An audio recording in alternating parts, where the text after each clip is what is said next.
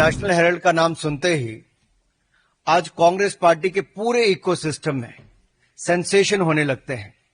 Sensation जैसे कि छटपटाहट, कपकपाहट, धड़धड़ाहट, फड़फड़ाहट, डगमगाहट, लड़खड़ाहट। ऐसे सेंसेशन होने लाजमी भी हैं क्योंकि पकड़े जो गए हैं चोरी करते हुए फिर से, जिनके बहुत सारे अलग अलग जिलों के संस्करण निकलते हैं, उनको चवन्नी मिलती है और नेशनल हेराल्ड को चांदी के सिक्के मिलते हैं। जहां तक राहुल गांधी जी अपना खटाखट मॉडल की बात करते थे ना, अब कांग्रेस शासित राज्यों में खटारा, बीमार और लाचार मॉडल हो गया है। कांग्रेस पार्टी बार बार लॉन्च करने का प्रयास करती है, जनता में ले जाने का प्रयास करती है और बार बार विफल भी होता है। आप जिनके बारे में सोच रहे हैं उनकी बात नहीं, मैं यहां पे आज नेशनल हेराल्ड की बात करने आया हूं। और नेशनल हेराल्ड का नाम सुनते ही आज कांग्रेस पार्टी के पूरे इकोसिस्टम में सेंसेशन होने लगते हैं। सेंसेशन जैसे कि छटपटाहट, कपकपाहट, धड़धड़ाहट, फड़फड़ाहट, डगमगाहट, लड़खड़ाहट। और ऐसे सेंसेशन होने लाजमी भी हैं क्योंकि पकड़े जो गए हैं चोरी करते हुए फिर से। और आजादी के बाद आज तक अगर आप कांग्रेस का देखेंगे, एक नहीं अनेक घोटाले सामने आए हैं, लेकिन ये अपने आप में एक ऐसा मॉडल है जो किसी के गले नहीं उतर रहा। आप मीडिया से बड़ी संख्या में आज सुबह सुबह यहां पर आए हैं। नेशनल हेराल्ड जो नेहरू जी ने 1938 में शुरू किया, वो चल नहीं पाया। ठीक है, बहुत सारे काम है जो नहीं चल पाते। 2008 में ऐसी परिस्थितियां हो गई कि नहीं चल पाया। ऐसी कौन सी मजबूरी हो गई एजेएल के लिए जो नेशनल हेराल्ड को छापते थे कि उसको बचाने के लिए एक नई कंपनी बनाई जाए यंग इंडियंस के नाम से, और उस यंग इंडियन में भी एक परिवार की 76% हिस्सेदारी दी जाए, और यंग इंडियंस बनाने के लिए भी 50 लाख का लोन ये भी कांग्रेस पार्टी ही दे। और ये लोन 50 लाख का क्यों दिया गया? एजेएल को खरीदने के लिए। यानी कि कांग्रेस पार्टी एक तरफ से 50 लाख का लोन देती यंग इंडियन को बनाने के लिए, दूसरी तरफ से एजेएल है जिसके ऊपर कर्जा है, और कर्जा भी कांग्रेस पार्टी का 90 करोड़ का है, लेकिन संपत्ति 2000 करोड़ की है। और मजेदार बात यह है कि यंग इंडियंस के बनने के बाद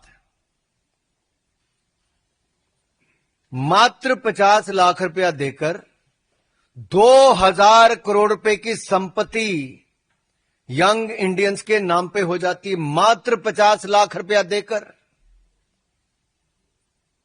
और जो बकाया 89.50 करोड़, 99 करोड़ 50 लाख रुपया जो बाकी था, वो कांग्रेस पार्टी माफ कर देती है। अब सवाल खड़ा यह होता है, क्या कांग्रेस पार्टी लोन दे सकती है? क्या कोई पॉलिटिकल पार्टी लोन दे सकती है? सबसे पहला सवाल तो यही है। और लोन दिया तो क्या उस पर ब्याज भी लिया जाता था कि नहीं लिया जाता था? अब नेशनल हेराल्ड है क्या? It's not a daily newspaper, ये दैनिक अखबार नहीं है। It's a non regular paper. ऐसे एक तो वीकली पेपर है और वो भी छपता है। क्या छपता है? यहां पर इतने सारे पत्रकार, आप में से कोई नेशनल हेराल्ड से है क्या? कोई नेशनल हेराल्ड पढ़ता है क्या? अखबार वैसे तो कागज पे छपता है, लेकिन कुछ कागजी अखबार होते हैं जो छपते भी नहीं, बिकते भी नहीं, बंटते भी नहीं, दिखते भी नहीं और पढ़े भी नहीं जाते। ये उनमें से एक है। और जो कांग्रेस के राज्यों के मुख्यमंत्री इसके लिए चंदा देते हैं, चंदा मीन्स विज्ञापन देते हैं, चंदा नहीं विज्ञापन, वो विज्ञापन किस आधार पर देते हैं? दैनिक अखबार जिनके बहुत सारे अलग अलग जिलों के संस्करण निकलते हैं, उनको चवन्नी मिलती है और नेशनल हेराल्ड को चांदी के सिक्के मिलते हैं। और मेरे अपने राज्य हिमाचल प्रदेश में बड़े बड़े दैनिक समाचार पत्रों को जो नहीं मिलता, यानी कि उनको चवन्नी मिलती है और नेशनल हेराल्ड को चांदी के सिक्के मिलते हैं। और वहीं पर प्रदेश के मुख्यमंत्री जिन्होंने बड़े बड़े वायदे किए थे, या कांग्रेस पार्टी ने, वो 10 गारंटियां आज तक पूरी नहीं हुई। न महिलाओं को पैसे मिले, न डीए की किश्त मिली, न बाकियों को गोबर खरीदा गया, न दूध खरीदा गया, जो दाम देने थे वो भी नहीं दिए। उसके लिए पैसा नहीं है, लेकिन नेशनल हेराल्ड को विज्ञापन देने के लिए पैसा है। तीसरा,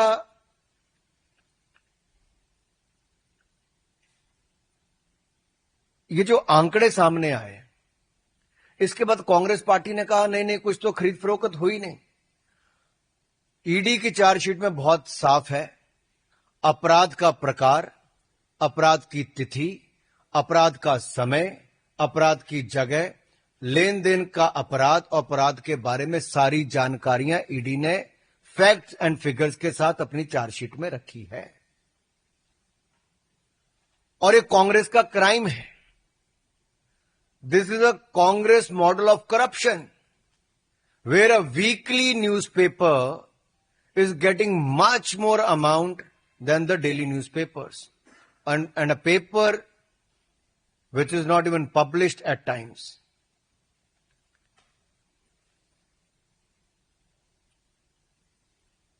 ये एटीएम बनकर रह गया कांग्रेस पार्टी के लिए। क्या नेशनल हेराल्ड कांग्रेस पार्टी का एटीएम हो गया, जहां के कांग्रेस के अलग अलग राज्यों की सरकारें उसमें पैसा डाल रही हैं और टैक्स पेयर का पैसा है? राज्य की सरकारें किस आधार पर विज्ञापन उनको दे रहे हैं, एक तो वो भी सवाल आता है। दूसरा, जो संपत्ति इनकी थी वो सब्सिडाइज रेट पे मिली थी।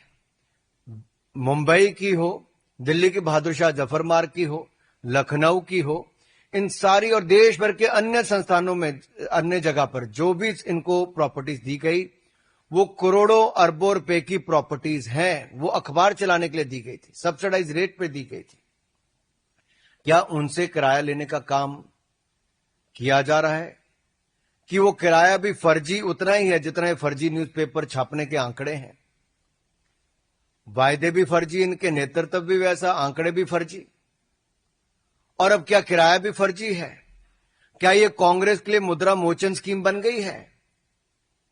And as I said earlier, is it an ATM for Congress party, where Congress ruled governments are giving money or depositing money through the advertisement?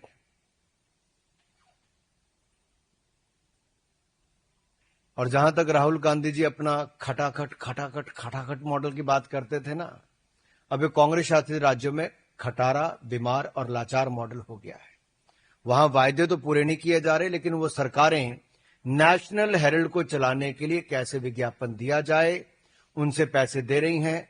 जनता के सामने फिगर्स आनी चाहिए, कौन कौन कांग्रेस शासित राज्यों से विज्ञापन इस अखबार के लिए दिया गया, कब कब दिया गया, कितना पैसा दिया गया। दूसरा, 50 लाख रुपए में 2000 करोड़ रुपए की संपत्ति का एक कांग्रेस मॉडल ऑफ करप्शन ये देश के सामने आया है। तीसरा, अगर ये अखबार छपता ही नहीं, दिखता नहीं, बिकता नहीं, तो इसके लिए इतना विज्ञापन क्यों दिया जाता है? और वीकली न्यूज़पेपर के लिए चांदी के सिक्के, और दैनिक न्यूज़पेपर जो इससे कई गुना ज्यादा बिकता है, दिखता है, उसको चवन्नी देने का काम क्यों किया जा रहा है? क्या कोई राजनीतिक दल ऐसे लोन दे सकता है, चाहे वो सेक्शन 8 कंपनी हो या सेक्शन 25 कंपनी हो? सवाल एक और इसके सामने खड़ा होता है। आजादी से पहले का न्यूज़पेपर है, 1000 से ज्यादा इसके शेयर धारक थे।